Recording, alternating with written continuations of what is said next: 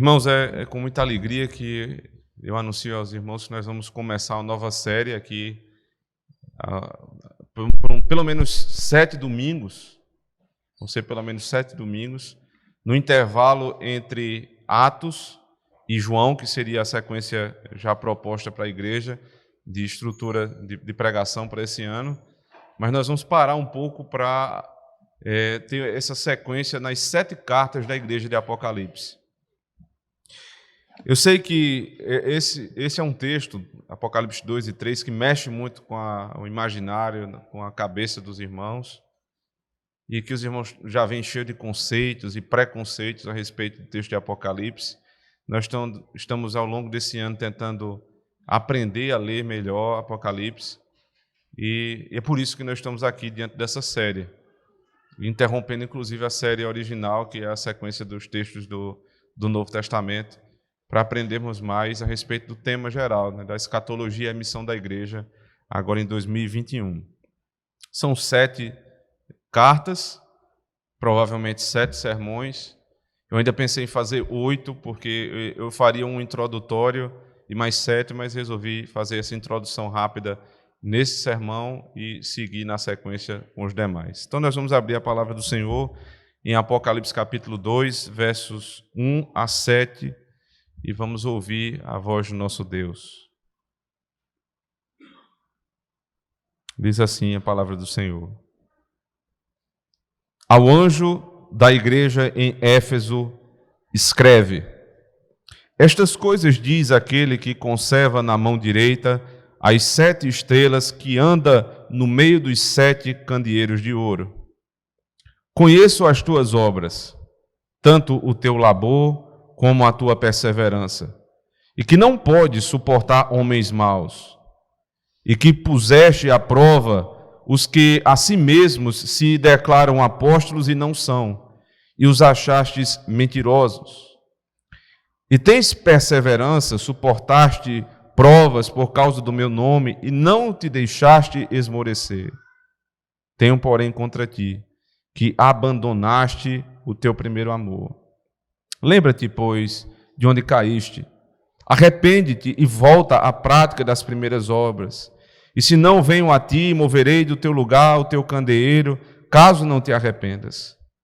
Tens, contudo, a teu favor, que odeias as obras dos nicolaítas, as quais eu também odeio.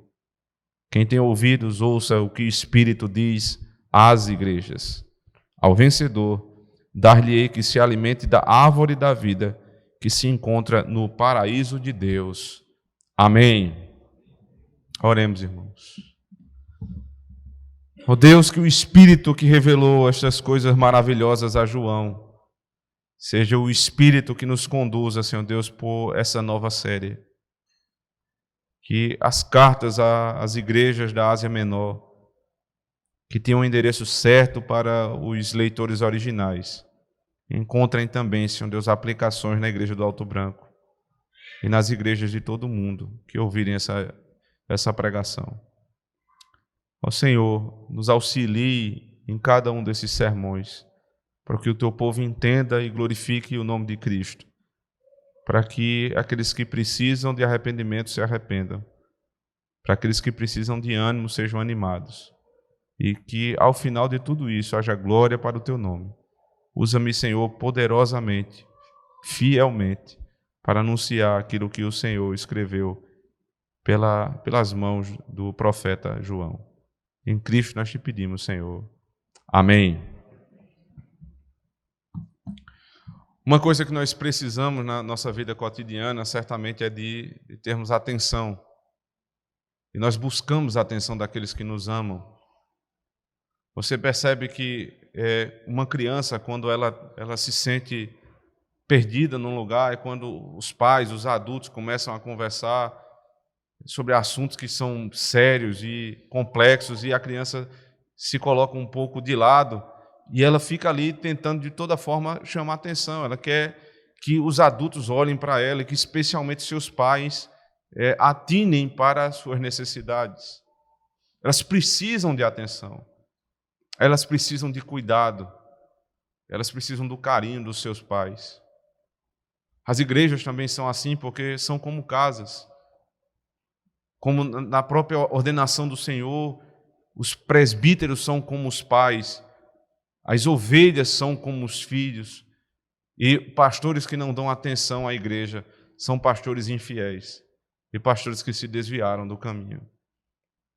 Veja, esse não é o problema de Cristo, esse não é o problema de Deus como pai e pastor da igreja. Porque tudo que a igreja não pode reclamar diante do Senhor é falta de atenção. Ele sempre atina para as nossas necessidades. Ele sempre está disposto para conversar com a sua igreja, para falar à igreja, para entender os problemas da igreja, para chorar com a igreja, para se alegrar com a igreja. Como um pai se alegra com os seus filhos, como um pastor se entristece com a tristeza das suas ovelhas. Cristo é assim. E estas cartas que foram escritas pela mão de João são as cartas de Cristo, não tenha dúvida disso. Toda a revelação de Apocalipse é a revelação de Cristo. Se você voltar comigo para Apocalipse capítulo 1, você tem exatamente essa declaração logo no início, verso 1. Revelação de Jesus Cristo que Deus lhe deu para mostrar aos seus servos as coisas que em breve devem acontecer. Então, a primeira palavra que é Apocalipse no grego, é a palavra que foi traduzida por revelação. Portanto, o nome desse livro, traduzido para português, é revelação. Não é confusão de Cristo, mas é revelação de Cristo. Se a igreja tem se confundido com esse livro, não é culpa do Senhor, porque Ele escreveu para revelar. Ele escreveu para mostrar atenção com a igreja. Então Jesus Cristo, Ele escreve por meio de João para mostrar, observe o verbo que é usado, aos seus servos. Ele não quer mostrar ao mundo as coisas que vão acontecer. Ele não está preocupado em falar para o mundo o que iminentemente estava para acontecer ali no primeiro século, mas falar para a igreja. Veja, João deixa isso claro quando no verso 9 ele fala: eu, João, irmão vosso e companheiro na tribulação. Qual era o motivo de Cristo em falar para a igreja ou para as igrejas da Ásia Menor? É porque a igreja estava em grande tribulação. Você observa, inclusive, essas expressões aqui que vão ser comuns nos textos do Apocalipse, a grande tribulação. E João não está colocando isso no futuro, ele está dizendo: nós somos companheiros na tribulação dessa época. Ele vai adiante ainda, no final do verso 1, para mostrar aos seus servos as coisas que em breve devem acontecer, e que ele, enviando por intermédio do seu anjo, notificou ao seu servo João, o qual atestou a palavra de Deus e o testemunho de Jesus Cristo, quando a tudo que se viu. Aí no verso 3, bem-aventurados aqueles que leem e aqueles que ouvem as palavras da profecia e guardam as coisas nela escritas, pois o tempo está próximo. Há uma ênfase muito grande na brevidade do cumprimento das profecias. Cristo está revelando para aquelas igrejas, veja, e há um endereçamento primário às igrejas, veja, verso 4 do capítulo 1, João, as 7 igrejas que se encontram na Ásia. Então, o endereço certo, o endereço primário é a igreja, as 7 igrejas da Ásia, sobre coisas que estão para acontecer, e aquele que é companheiro de tribulação escreve, segundo a revelação de Jesus Cristo.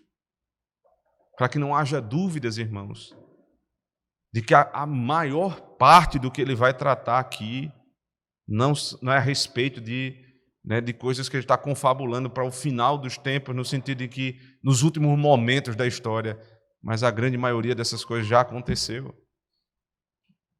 Já aconteceu o que João está falando aqui a respeito da igreja. Isso seria até incoerente, irmãos, com o cuidado que Cristo está revelando. Ele, vendo a igreja passando por dificuldade, e ele passa a falar que o tempo que está por vir ainda será cada vez pior.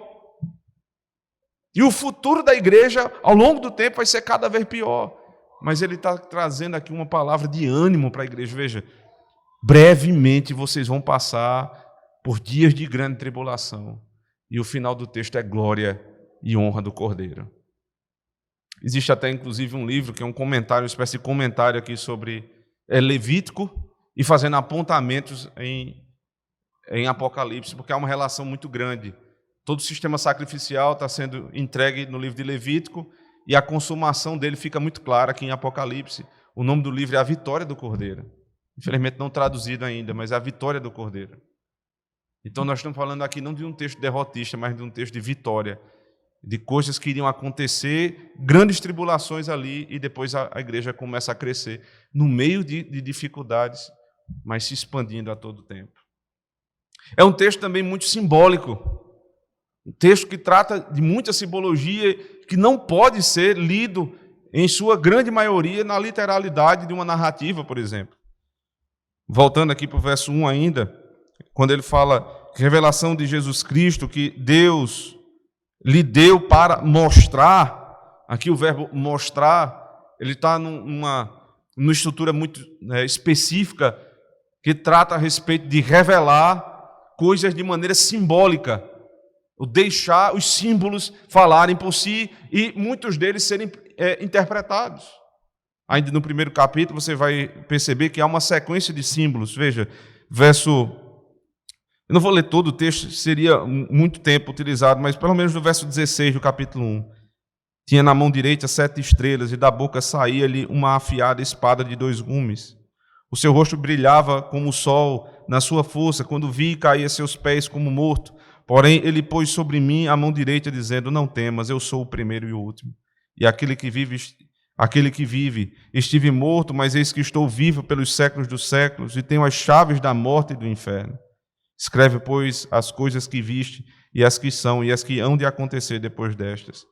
Em vez de ele está descrevendo o que vai acontecer logo em seguida, aí olha o símbolo agora que ele usa. Verso 20. Quanto ao mistério das 7 estrelas que ele acabou de falar, que viste na minha mão direita, e aos 7 candeeiros de ouro, aí o próprio Cristo vai revelar o que são as estrelas e os candeeiros de ouro. As 7 estrelas são os anjos das 7 igrejas, e os 7 candeeiros são as 7 igrejas. Então não precisa fazer muita alegoria aqui e ficar confabulando a respeito do que pode ser ou não candeeiros e estrelas. Cristo já está revelando. Os 7 candeeiros são as igrejas, e as 7 estrelas são os anjos da igreja. E por que 7 igrejas? Porque ele está falando as 7 igrejas. Ele está em Patmos, onde hoje seria localizado na Turquia, e ele está falando para 7 igrejas da Ásia Menor.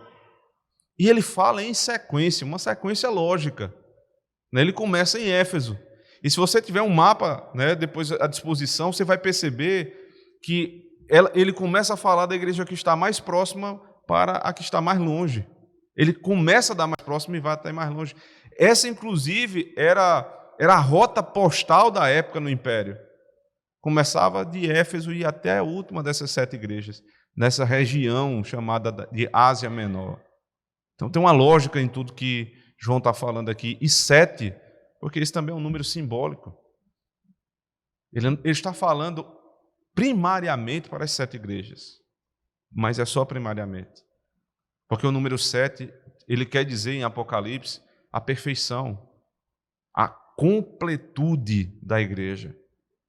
Então, o que os irmãos vão ouvir a partir de hoje não é uma carta que foi falada somente a Éfeso, ou somente a Esmirna, a Tiatira, a Filadélfia. Não, mas as cartas que foram endereçadas a estas igrejas para problemas pontuais naquele tempo, mas que falam às igrejas até hoje. Observe isso no próprio texto das cartas, final dos textos, verso 7 do capítulo 2. Quem tem ouvidos, ouça o que o Espírito diz às igrejas. Veja, na carta a Éfeso, ele fala às igrejas. Final do verso 11 do mesmo capítulo. Quem tem ouvidos, ouça o que o Espírito diz às igrejas. Ainda, se você ver comigo no verso 17, quem tem ouvidos, ouça o que o Espírito diz às igrejas, e assim por diante, até a última igreja. 7 já representando a completude da igreja em todos os tempos, em todos os lugares. O Espírito de Cristo, veja. O Espírito de Cristo. A revelação aqui, diz lá no começo, é a revelação de Jesus Cristo. Aí ele diz, por intermédio de Deus. E agora ele fala que o Espírito fala às 7 igrejas. Porque não existe revelação de uma pessoa. A Trindade, ela nunca vai agir sozinha. Então, a revelação de Cristo, que foi dada por Deus, por meio do Espírito. A quem ele fala às igrejas. E o que ele fala tem peso de ordem. Observe. Agora nós vamos tentar tratar rapidamente, antes de entrar no texto da primeira carta, da estrutura de cada uma das cartas, que é muito semelhante. Observe, o primeiro ponto que ele fala às igrejas por meio de ordem é: ao anjo da igreja em Éfeso escreve, verso 1. Isso acontece novamente em Esmirna, verso 8. Ao anjo da igreja em Esmirna escreve.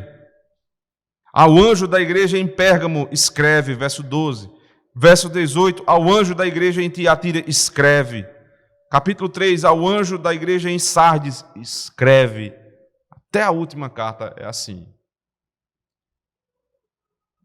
A quem Cristo está falando? Ele poderia simplesmente falar diretamente com o povo. Mas aqui ele escreve ao anjo da igreja. Porque quando você entende o que é a palavra anjo, você vai entender por que Cristo fala a ele. O anjo é o mensageiro de Deus. Então, o anjo da igreja é o que proclama a palavra de Deus. Mas não pense errado que o anjo não é simplesmente o ministro da palavra e dos sacramentos. Simbolicamente ele coloca numa única pessoa, porque é quem de fato vai pregar. Mas a igreja não tem um anjo por igreja, a igreja tem anjos. Os presbíteros da igreja são os anjos da igreja. Você percebe como é maravilhoso você ter a visita dos presbíteros da igreja na sua casa? Você deveria dizer, o anjo de Cristo chegou. As pessoas da nossa época, elas querem ver anjo em todo canto. Elas ficam dizendo que viram anjos, conversaram com anjos, mas elas desprezam o trabalho do anjo. Os anjos não se apresentam mais como na antiga aliança, mas eles se apresentam sim ainda hoje. Sempre que nós conversamos com os pastores, nós estamos conversando com o anjo da igreja, o que porta a mensagem do Senhor, a quem foi confiada a mensagem do Senhor. Eu fico pensando, irmãos, que grande decadência da igreja quando os anjos da igreja eles se diminuem perto de profissões que são menores. Profissões que têm, logicamente, o seu peso, a sua importância na sociedade, mas que nem de longe se comparam a essa ocupação dada pelo Senhor. O ministério glorioso do Senhor. Pastores baixam a cabeça para político. Pastores bajulam os políticos. Tem medo dos doutores da igreja, não doutores no sentido de ensino, mas daqueles que têm poder e dinheiro na igreja. Eles não se lembram quem são os anjos da igreja. Então, o Senhor, e aqui é uma fórmula de edito, né? Os editos dos reis, eles começam sempre assim, fulano de tal, ou seja, o mensageiro que vai entregar a minha mensagem, ele diz, o local em Éfeso escreve a ordem. Ele fala o anjo para que o anjo escreva o que ele disse. Aqui você percebe, os anjos da igreja, os presbíteros da igreja, não falam a respeito daquilo que pensam, falam a respeito daquilo que ouvem. Deus fala aos presbíteros, os presbíteros falam ao povo. E toda vez que um presbítero, que um pastor da igreja abre a boca e não fala do que Deus falou, ele peca. Porque ele põe palavras na boca do Senhor. E nessa estrutura, você percebe ainda, ele escreve no verso 1, e ele diz, estas coisas diz. Escreve e diz. Ele fala e deve ser escrito. Porque o rei que está falando aqui, lembre, por que eles estavam sob tribulação? A igreja padecia de tribulação por perseguição dos judeus e por perseguição até do império. Aí o Senhor abre as cartas às igrejas com a fórmula de um edito de um imperador, para dizer: calem-se todos os imperadores do mundo, o rei irá falar. Não ouça a voz do rei, não ouça a voz dos imperadores, não ouça a voz dos homens, sempre que estiverem contra a voz de Deus. Quando a lei de Deus fala, todos se calam. O rei está falando, quem é o imperador? Sempre vai ser assim, ao anjo da igreja escreve o que diz. Aí, nessa forma, o segundo texto que fica claro, o segundo ponto do texto é a respeito da característica de quem é o que fala, aquele que fala. Ainda no verso 1, estas coisas diz aquele que conserva na mão direita as 7 estrelas. Lá na carta a Esmirna, verso 8, estas coisas diz o primeiro e o último. Na carta a Pérgamo, verso 12, estas coisas diz aquele que tem a espada afiada de 2 gumes. Carta a Tiatira, estas coisas diz o Filho de Deus, que tem os olhos como chama de fogo. E cada igreja ela vai recebendo a revelação do Senhor e um ponto da cristologia é evidenciado. Um ponto de quem é o Senhor é evidenciado. Fala o rei, fala o que tem olhos como chama de fogo, fala o Filho do homem. Porque não é possível você abarcar numa única frase, num único texto, todas as características de quem é o Cordeiro de Deus. Então, para cada igreja, nas 7 igrejas, uma fagulha do caráter de Cristo é anunciada. Em seguida vem a repreensão. Veja, primeiro, antes da repreensão vem a demonstração de conhecimento, o diagnóstico da igreja. Sempre aparece, veja, no verso 2 do capítulo 2, conheço as tuas obras.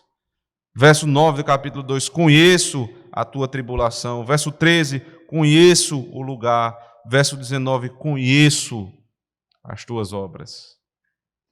O que ele vai falar em seguida, ele fala porque ele conhece. O Filho de Deus, o grande rei, o imperador de toda a criação, ele fala a respeito do que ele sabe.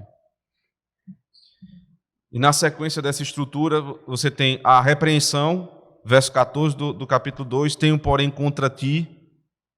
Praticamente todas as igrejas vão ouvir isso, menos 2 igrejas, onde não há repreensão. Esmirna, você pode ler depois, vai perceber que não tem repreensão, e a igreja de Filadélfia. Só 2.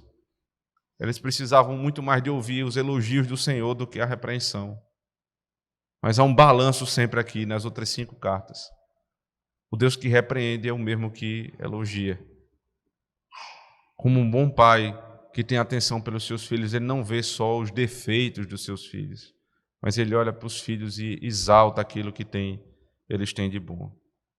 E por fim, vem a promessa, depois das ameaças, a promessa. Quem tem ouvidos, ouça o que o Espírito diz à igreja: ao vencedor darei. A promessa final. Então, basicamente, essa é a estrutura de cada uma das cartas. A carta a Éfeso, ela precisa ser compreendida no contexto da igreja de Éfeso, obviamente. Éfeso, ela tem uma predominância no Novo Testamento muito forte, porque você tem citações em Atos 19 e 20 a respeito de Éfeso, pelo menos esses 2 textos em Atos. Você tem uma carta toda de Paulo a Éfeso, e agora você tem uma carta de João a Éfeso. Então é a igreja que tem muita importância dentro desse contexto. É uma igreja que tinha muito poder, não a igreja em si, mas a cidade tinha muito poder, porque era uma cidade importante ali da região, onde existia um paganismo sem fim. Os irmãos devem ter ouvido a respeito da deusa Ártemis, ou a Diana dos Efésios, que tinha um templo gigantesco, o templo que era feito e foi colocado no meio de uma floresta. E a própria estrutura de paganismo e de culto pagão daquela deusa se dava nesta floresta, onde orgias eram cometidas e prostituição espiritual se dava ali, mas que gerava renda, prosperidade para os homens. Muita renda e prosperidade para os homens. Vá comigo, por favor, para Atos dos Apóstolos, capítulo 19, por favor.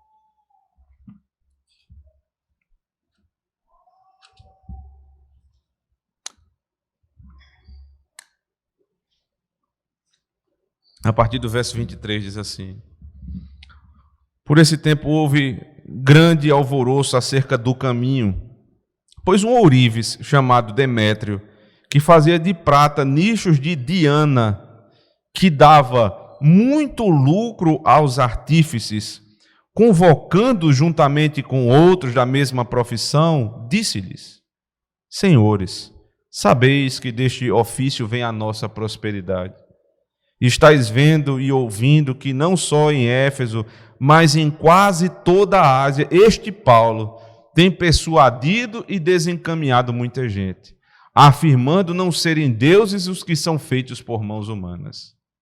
Não somente é o perigo de a nossa profissão cair em descrédito, como também o do próprio templo da grande deusa Diana ser estimada em nada e ser mesmo destruída a majestade daquela que toda a Ásia e o mundo adoram. Você percebe o contraponto? A deusa Diana tinha a centralidade do culto em Éfeso, mas ela não era cultuada só em Éfeso. Existiam discípulos de Diana em quase toda a Ásia Menor, toda a Ásia conhecida da época. Aí esse ourives chamado Demétrio, ele diz: se nós permitirmos que esse homem chamado Paulo continue desencaminhando, veja, pregar o evangelho para eles era desencaminhar, desencaminhando o povo, o que é que vai ser da nossa profissão e até mesmo do templo de Diana, que é adorado em toda a Ásia Menor? A Ásia Menor era tomada pelo paganismo, mas a Ásia Menor agora está sendo tomada pelo cristianismo. Há um avanço da igreja pela pregação de um homem. Porque tudo começa pequeno no reino de Deus, ele vai se expandindo e se expandindo. E o poder desse homem influenciou toda a Ásia Menor, a ponto de dizer, esse homem, que deuses feitos por mãos humanas não são deuses. E é óbvio que não são deuses. Aquilo que é feito pela mão humana é ídolo. Deus não depende da mão dos homens. O medo deles é: nós vamos perder a nossa prosperidade. Isso é que diziam os profissionais da época. Éfeso teve como pastor, em primeiro lugar, Paulo, que plantou essa igreja e enfrentou esses homens. Teve ainda João, sim, o mesmo João que escreveu os evangelhos, as cartas e Apocalipse. E Timóteo. Eram os homens que cuidavam daquela igreja. Mas veja, como nós vimos hoje pela manhã, para uma igreja se desviar do caminho é muito fácil. É rápido. Por isso há um alerta aqui do apóstolo Paulo, ainda em Atos, agora no capítulo 20, ele diz assim, verso 28, abra comigo. Atendei por vós e por todo o rebanho sobre o qual o Espírito Santo vos constituiu bispos. Ele está falando isso aqui para quem? Observe, verso 17. De Mileto mandou a Éfeso chamar os presbíteros da igreja de Éfeso. Então, ele está falando isso aqui aos presbíteros de Éfeso. Atentem, pastoreiem o rebanho que é de Deus. Por quê? Verso 29. Eu sei que depois da minha partida, entre vós penetrarão lobos vorazes, que não pouparão o rebanho. E que dentre vós mesmos se levantarão homens falando coisas pervertidas, para arrastar os discípulos atrás deles. Portanto, vigiai, lembrando-vos de que por 3 anos, noite e dia, não cessei de admoestar com lágrimas a cada um. 3 anos Paulo passou em Éfeso. Ele diz, não teve um dia que eu não doutrinasse a igreja, publicamente e de casa em casa, como ele diz nesse mesmo texto. Mas quando eu sair daqui, eu tenho certeza que pouco tempo depois entrarão lobos vorazes que vão atacar a igreja. Qual é o remédio para os lobos que atacam as igrejas? Presbíteros fortes, que estão preparados doutrinariamente. Não é preparo físico para lutar contra os inimigos da igreja, mas preparo espiritual. Homens que têm o joelho no chão, homens que buscam a face de Deus, homens que vivem de maneira íntegra e que não têm medo. Porque foi dado o alerta, isso vai acontecer. O que resta agora é a igreja se proteger. E aconteceu. Pouco tempo depois, voltando lá para Atos 2, a igreja ela estava sendo atacada por esses homens. Certamente, Paulo não era mais o pastor, João não era mais o pastor, Timóteo não era mais o pastor, mas presbíteros tinham ficado lá. E Cristo está falando para esses presbíteros. E você percebe que, apesar dos presbíteros não terem o poder de discernir no Espírito como tinham os apóstolos, porque não havia revelação, e não há até hoje revelação para os presbíteros, nova revelação. Mas a maneira que ele falou para Paulo, fala para os presbíteros hoje. E o que é requerido do apóstolo Paulo, em certo sentido, como pastor da igreja, a João e a Timóteo, também é requerido dos presbíteros. Estas coisas, verso 1 ainda, diz aquele que conserva na mão direita as 7 estrelas e que anda no meio dos 7 candeeiros, dos candeeiros de ouro. Veja, lembrando da imagem, né, que conserva na mão direita as 7 estrelas. Ele explicou no final do capítulo 1. Ele está falando aqui das 7 igrejas. E ele diz ainda, e anda no meio dos 7 candeeiros. Na mão direita, ele sustenta as 7 igrejas. E com as 7 igrejas na mão, ele passeia no meio dos candeeiros. Ele está passeando no meio da congregação. As estrelas, são os presbíteros. Os candeeiros são as próprias igrejas. Isso aqui nos revela a relação que Cristo tem com os ministros e com a congregação. Os ministros ele tem na palma da sua mão. Ou seja, eles servem a Cristo. Eles não servem a si mesmos, mas eles servem a Cristo, que é o rei da igreja. E a igreja, o que é que acontece na igreja? Ele está andando no meio da igreja. Você já pensou nisso? Você não está vendo agora, mas Cristo está espiritualmente caminhando no nosso meio, andando na congregação. É por isso que o autor aos Hebreus diz, no capítulo 2, ele canta os salmos na congregação, citando os salmos. Ele está no meio da congregação. E a imagem aqui, não poderia ser de outra pessoa, né? Mas de Matthew Henry, ele diz, porque Cristo aqui andando no meio da igreja, não como juiz, que anda entre os réus, que ele vai julgar para olhar cada defeito, mas como um jardineiro olha para o seu jardim. E ele não começa pelos defeitos do jardim, mas ele começa olhando para as obras que aquele jardim já produziu. Ele vai passando no meio da igreja e vai vendo. Eu vejo como essa família cresceu. Eu vejo a luta dos irmãos.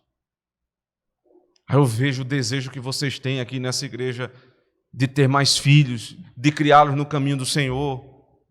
Eu vejo o respeito que há para com a liderança, eu vejo como os irmãos se dão bem, eu vejo que há zelo fiel pela doutrina, eu vejo todas essas coisas porque eu passeio no meio da igreja. E por implicação lógica, aqui há um peso sobre os presbíteros, que são chamados pastores como Cristo, e que precisam caminhar no meio da igreja. A nossa época, irmãos, especialmente depois dessa epidemia, a nossa época tem produzido pastores que simplesmente se enclausuraram nas suas casas, se borrando de medo de um vírus, e que deixaram de passear no meio da igreja, e deixaram de ir na casa dos irmãos, e deixaram de visitar os irmãos com medo de morrer. Não há nada mais incoerente para um pastor do que ter medo de morrer. Porque Paulo disse, morrer para mim é lucro. Viver é um trabalho que eu preciso executar, mas o morrer é muito melhor. Se nós não passeamos na igreja, se nós não conhecemos a igreja, se nós não vamos na casa dos irmãos, se nós não temos prazer em conversar com os irmãos, como é que existe pastoreio? E aí, nesse passeio, você vê virtudes, qualidades e defeitos. E o pastor de internet ele está preocupado com os defeitos e os problemas, para apontar todos os problemas e não resolver nenhum deles. Porque ele não trata o problema específico da casa. Porque ele não sabe as dores que a casa dos irmãos está passando. Porque ele não visita a casa dos irmãos, ele não conversa com os irmãos, ele não sabe o que acontece. Mas aquele que anda com os seus irmãos, que pastoreia o rebanho de Deus como Cristo, é como um jardineiro, que olhando as flores belas que estão sendo produzidas, exalta, glorifica a Deus e elogia os irmãos. E quando começa uma erva daninha a tentar crescer no meio do jardim, ele vai lá e corta. Essa é a imagem de Cristo, essa é a imagem que os presbíteros devem seguir no pastoreio.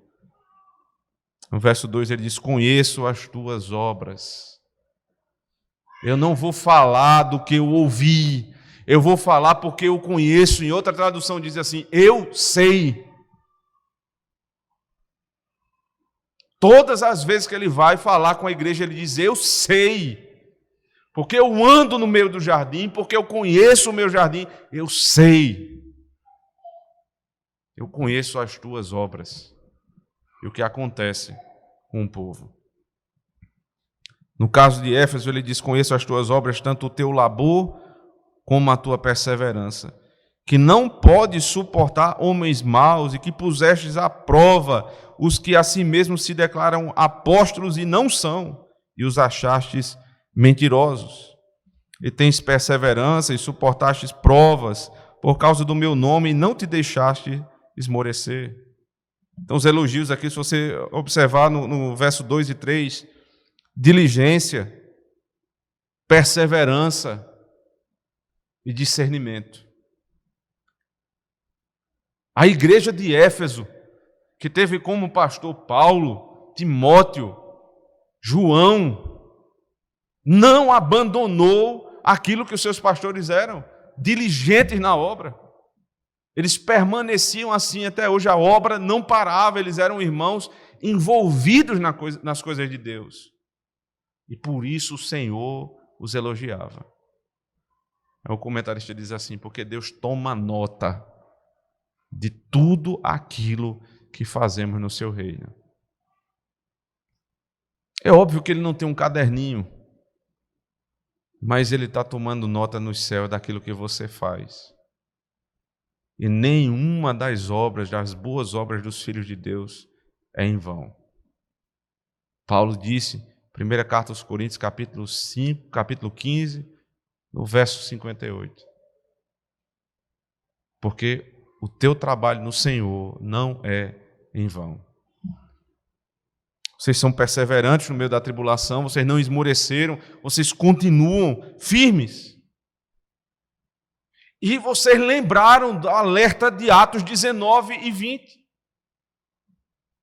Porque, veja, quando os falsos apóstolos tentaram entrar ali, eles perceberam. E aqui é óbvio, foram os presbíteros dessa igreja que perceberam. Ele está elogiando a igreja, mas é claro que ele está primeiramente elogiando a diligência dos presbíteros, que tem tanta responsabilidade. E veja só, aí você diz assim, não, mas discernir o que é um apóstolo falso do verdadeiro é muito fácil. É muito fácil hoje. Hoje é muito fácil. Porque o critério é único. Se está vivo e diz que é apóstolo, não é apóstolo. Como alguém já disse, né? Apóstolo bom é apóstolo morto. Mas se está vivo e bate no peito e diz, eu sou apóstolo, então você já pode dizer, falso profeta. Não tem conversa. É assim, hoje é muito fácil. Agora, você dizer isso no primeiro século, aí não é muito fácil. Eles tinham que discernir os que eram e os que não eram apóstolos. Por isso que Paulo sempre apresentava as credenciais, porque ele era apóstolo fora de tempo e precisou lutar contra a incredulidade dos irmãos. Então, vocês são diligentes, perseverantes e vocês sabem discernir aquilo que é verdade e o que é mentira diante do Senhor. No verso 4, agora começa a reprimenda. Tenho, porém, contra ti que abandonaste o teu primeiro amor. Eu não conto as vezes que eu já escutei sermão sobre essa passagem especificamente, e se eu estiver errado, me fugiu à mente um ou outro, mas entendo eu que 100% dos casos aplicaram ao período da conversão. No seguinte sentido, quando eu me converti, eu tinha uma busca por Deus, uma intensidade da busca por Deus que ao longo do tempo foi se esfriando. E agora já não é mais assim. A busca do primeiro amor. Aí vem, né? Volta ao teu primeiro amor. Volta ao que tu fazia lá atrás. Veja, eu não estou dizendo que isso é errado na vida espiritual. É certo, você tem que voltar àquilo que você fazia no tempo da conversão. Porque é notório que ali nós temos um período distinto. E que nós muitas vezes esmorecemos nesse sentido. Mas não é o que João está falando aqui. Porque eu não posso interpretar João segundo a minha perspectiva do século XXI, mas segundo a perspectiva dele como autor deste texto e dele como autor de outros textos. Amor para João tem uma característica muito clara, que só pode ser entendida nas palavras dele mesmo. Veja o verso 19, quando ele diz assim: conheço as tuas obras e o teu amor.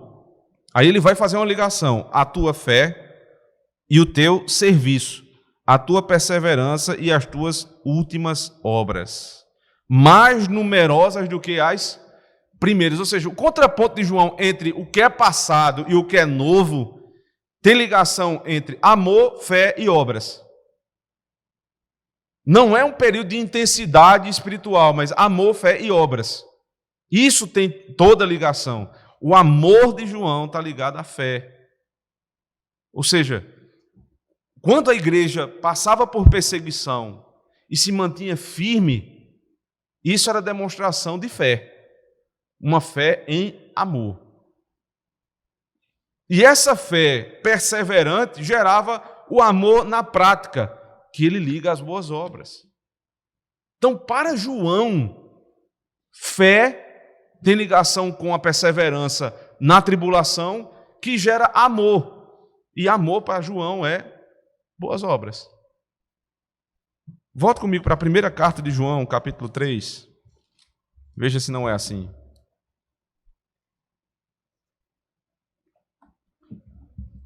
Verso 16. Nisto conhecemos o amor. Ele vai explicar o que é amor, segundo a definição de João. Que Cristo deu a sua vida por nós e devemos dar nossa vida pelos irmãos. Você percebe que ele não está falando de amor aqui em relação a um período de maior tempo com oração, com jejum, que são coisas boas e devem ser retomadas na nossa vida. Mas amor para João não é isso. Consequentemente, primeiro amor também não é isso. Amor é, Cristo se entregou por nós, nós devemos nos entregar pelos outros. Amor é serviço. Amor é serviço. Amor não é simplesmente ficar orando sozinho em casa trancado. Ele vai além ainda no verso 17. Ora, aquele que possui recursos neste mundo e via seu irmão padecer necessidade e fechar-lhe o seu coração, como pode permanecer nele o amor de Deus? E nisto, verso 18. Filhinhos, não amemos de palavra nem de língua, mas de fato e de verdade. E nisto conheceremos que somos da verdade, bem como perante ele tranquilizaremos o nosso coração. Como é que a gente vai conhecer? Se nós amarmos o nosso próximo. Qual era o problema da igreja de Éfeso? Não é porque a igreja tinha abandonado a oração, o fervor doutrinário, nem a evangelização. Pode esquecer isso. Nas palavras de João, amor é serviço.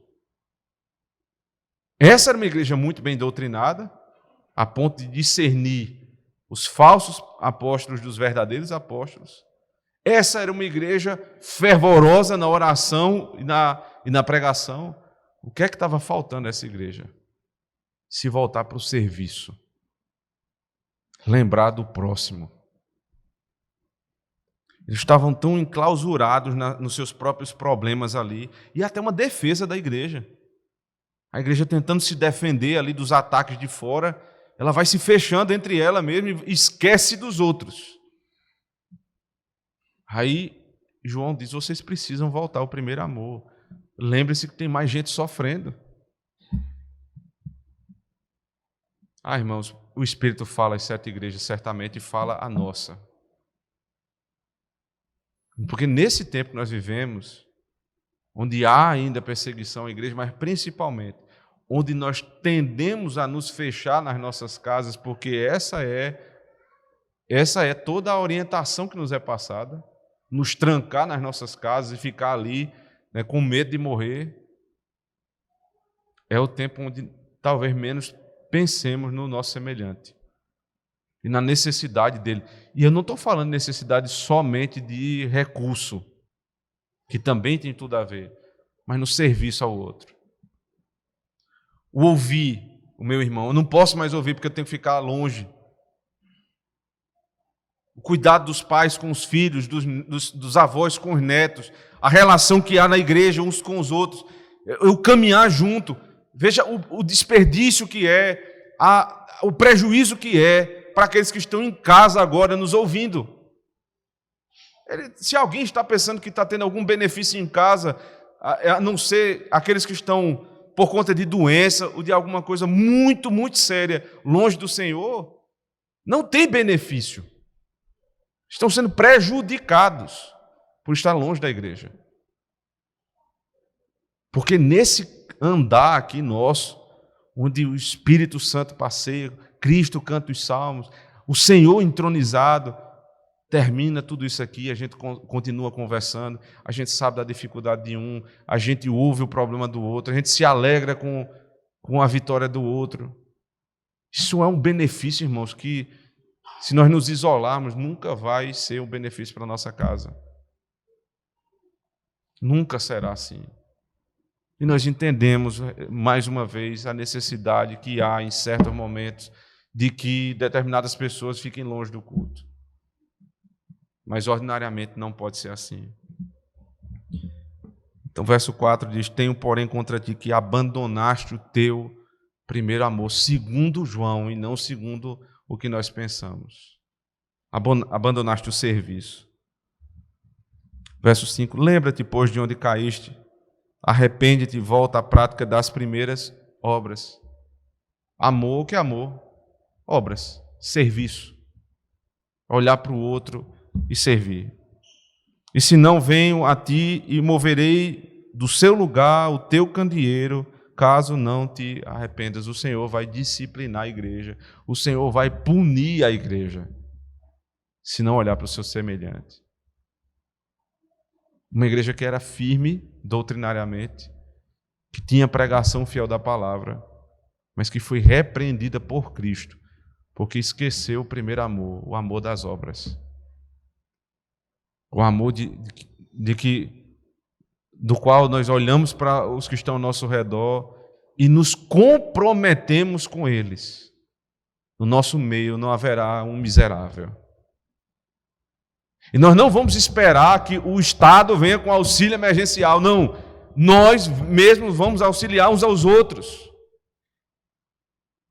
Se um perde o emprego, todos devem se achegar a ele e ajudar. Como é que isso é feito? Por meio da diaconia. Isso é amor, primeiro amor. E veja como a gente se desvia rapidamente do caminho.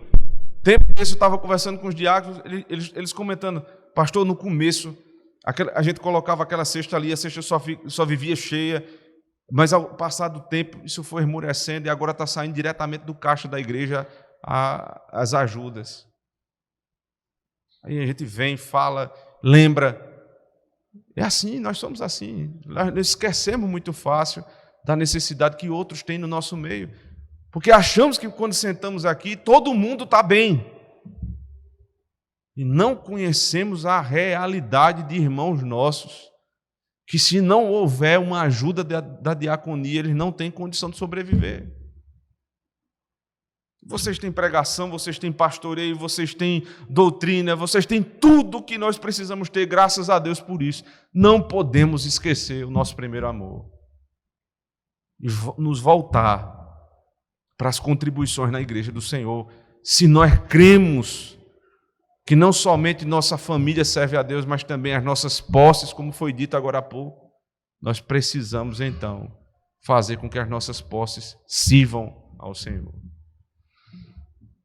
Então ele diz no final, ele ameaça com a repreensão da disciplina, e diz no verso 6, tens contudo a teu favor, que odeias as obras dos nicolaítas, as quais eu também odeio. Aqui é para acabar com qualquer politicamente correto da igreja.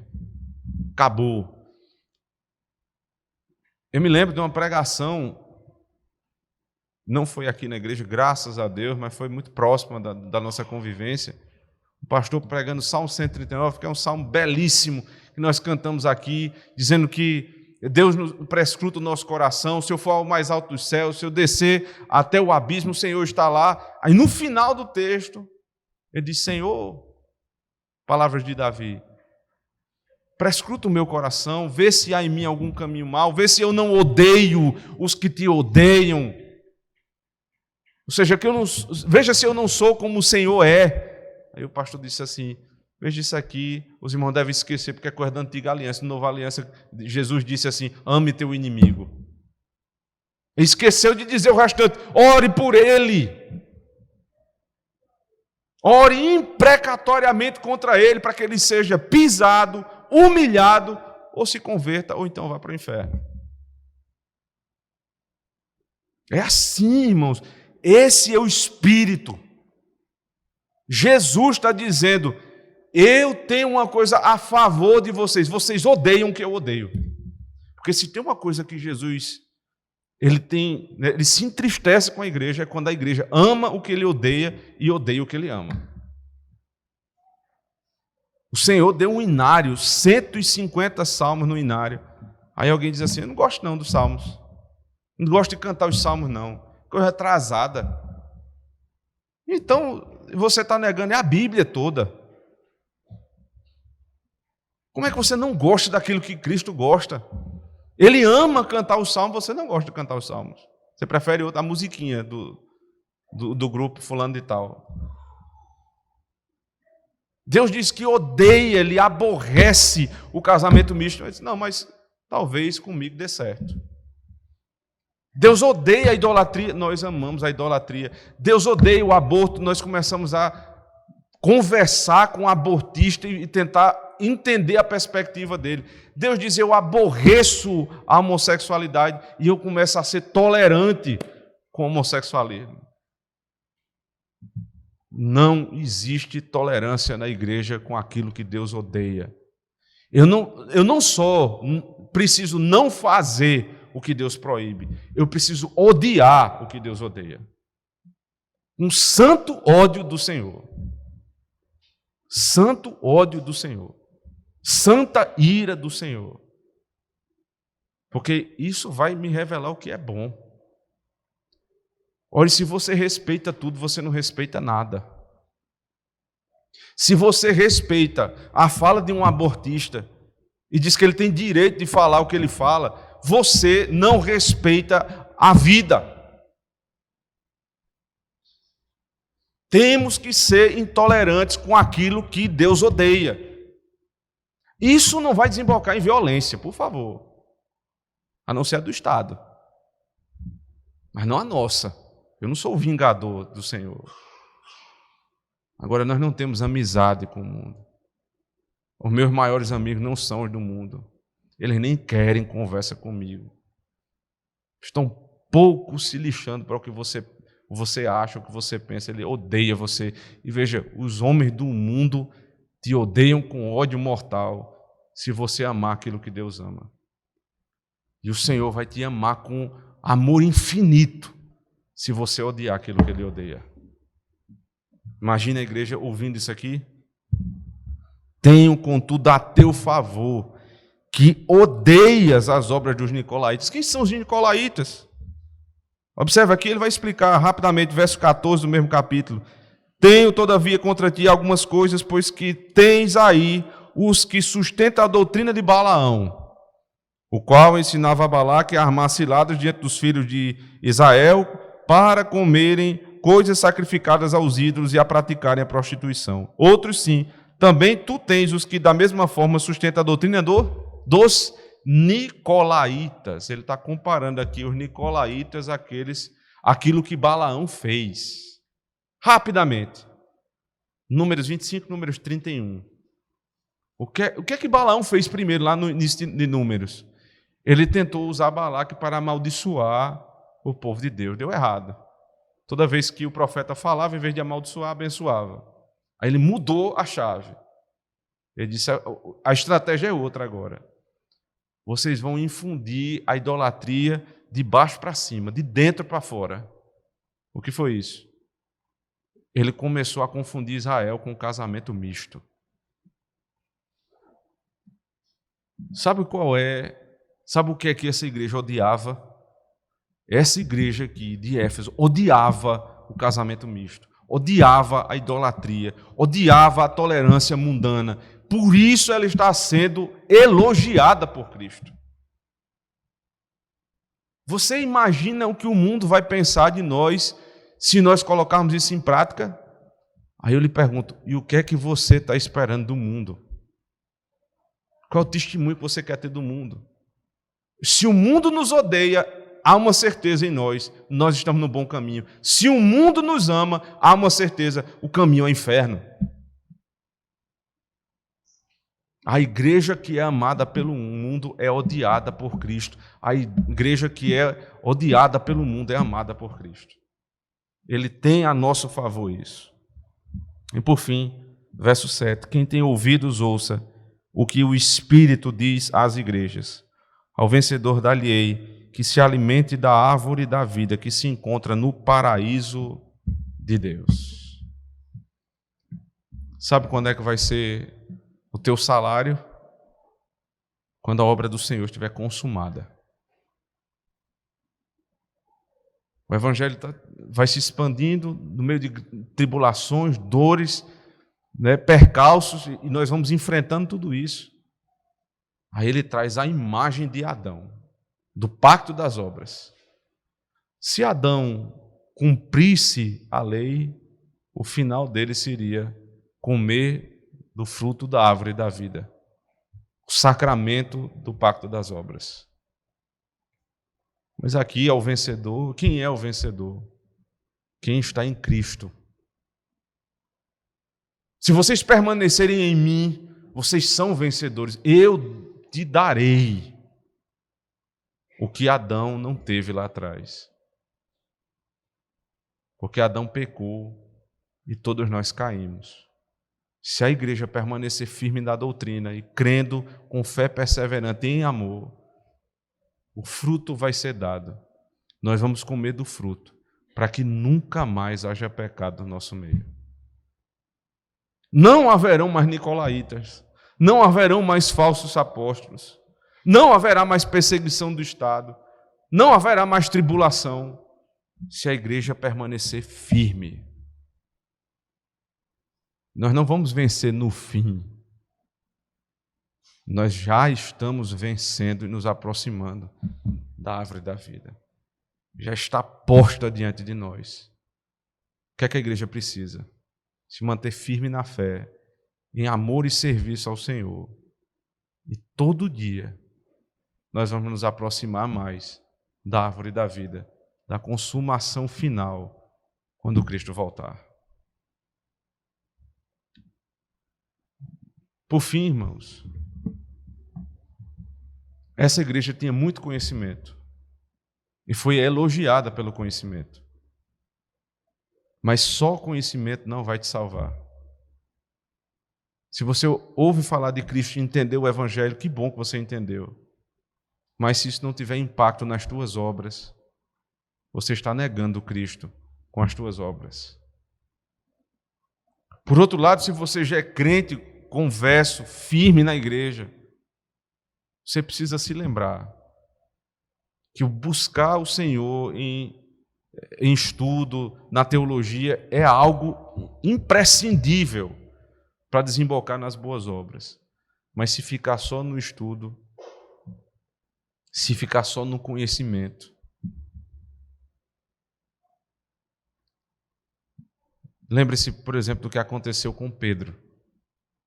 Quando Pedro pecou, 3 vezes negou o Senhor, Jesus foi falar com ele. E quando Jesus chegou diante de Pedro, ele não disse: Pedro, tu me conheces? Tu conheces a doutrina? Não, ele falou: Pedro, tu me amas? 3 vezes: Pedro, tu me amas? Pedro disse: sim, Senhor, eu te amo. Ele novamente: Pedro, tu me amas? Ele disse: sim, Senhor, tu sabes todas as coisas, tu sabes que eu te amo. Ele disse: então vá e apacente as minhas ovelhas. Se vocês me amam, vocês cuidam das minhas ovelhas. Voltem para o primeiro amor. Senão vocês vão escutar o que Cristo em Mateus 7 disse a uns pseudo-discípulos: nunca vos conheci. Eles disseram: mas nós te conhecemos, nós fizemos milagres em teu nome. Ele disse: eu nunca vos conheci. Porque vocês me negam com a prática das suas obras. Que o Senhor abençoe a nossa igreja, irmãos, voltando para o primeiro amor a todo dia. Amém. Queria convidar aqui o presbítero Luciano, pedir a ele que faça uma oração agradecendo ao Senhor. Fiquemos de pé, irmãos.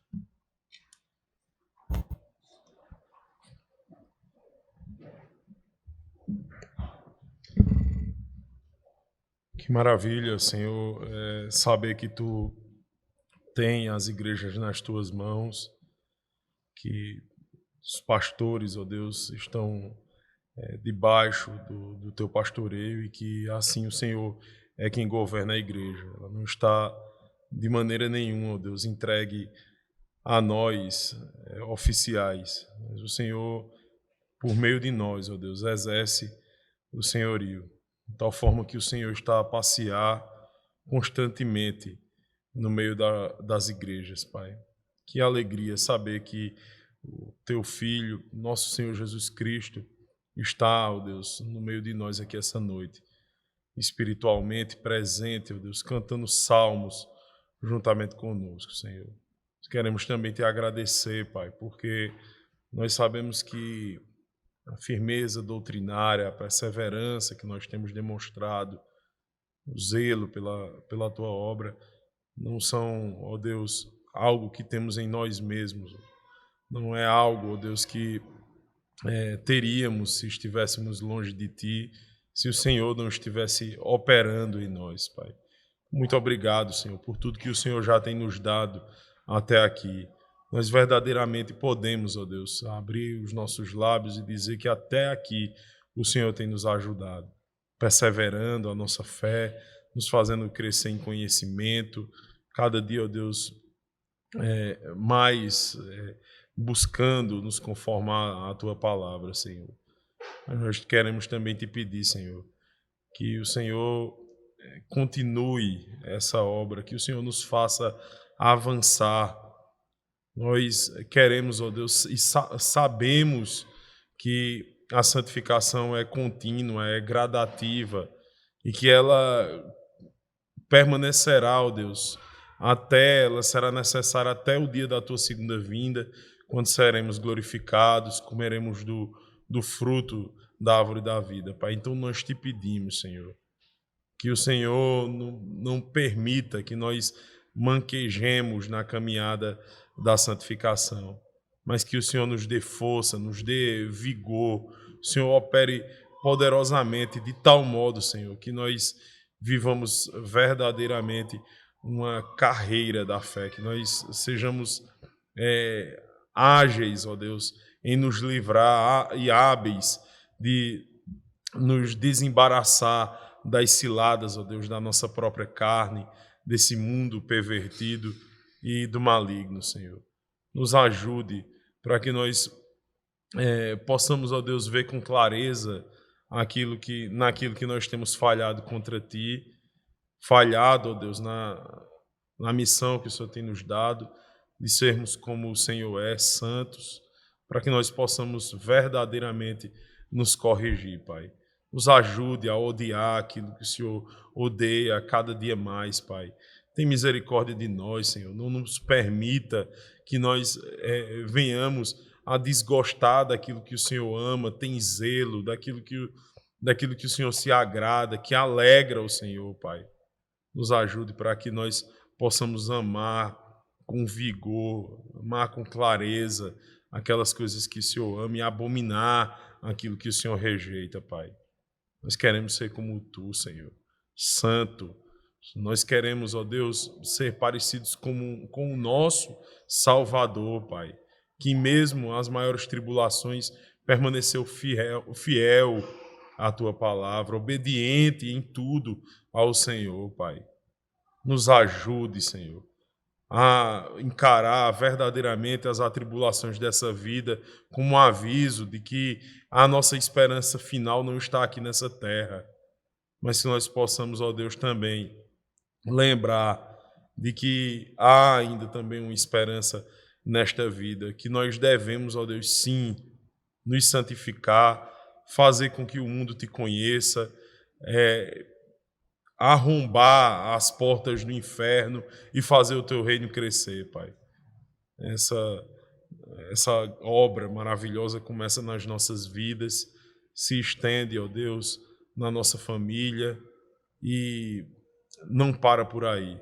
Ela contagia todo mundo, Senhor. Dá-nos, ó Deus, a graça de nessa geração, Senhor, ainda nós possamos ver um grande avivamento, uma grande influência da Tua igreja nessa terra, Pai. Nos permita ver nos nossos dias, Pai, na nossa nação, o que irmãos no passado viram, quando a igreja, ó Deus, ela atentou para estas palavras que nós ouvimos essa noite e colocou em prática o que o Senhor requer de todo o Teu povo, Pai.